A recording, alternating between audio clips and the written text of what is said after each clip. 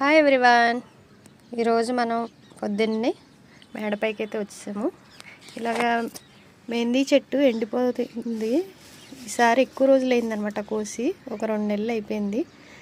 లేకపోతే ప్రతి నెల కోసేస్తాను.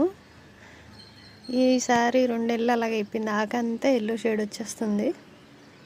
అందుకని ఒకసారి కోసేసి హెయిర్ కన్నా చేతులు కన్నా వేసుకుందామని కోసేస్తున్నాను.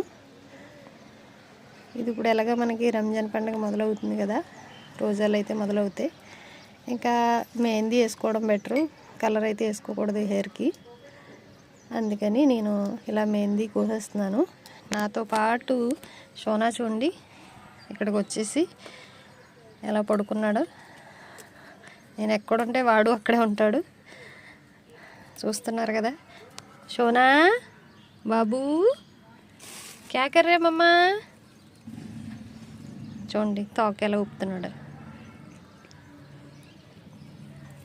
ఇలా మెహందీ చెట్టు ఎప్పటికప్పుడు కోసేస్తూ ఉంటే, నెలకు ఒకసారన్నా కోస్తే మంచిగా ఉంటుంది. ఆకు అయితే ముదరకుండా ఉంటుంది.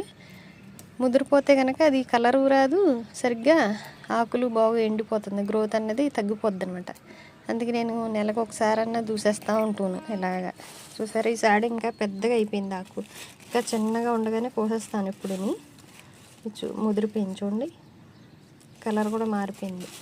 అందుకని కోసేస్తున్నాను. ఇప్పుడు ఎలాగ ఎండాకాలం కదా, త్వరగా పాడైపోద్ది ఆకంతా.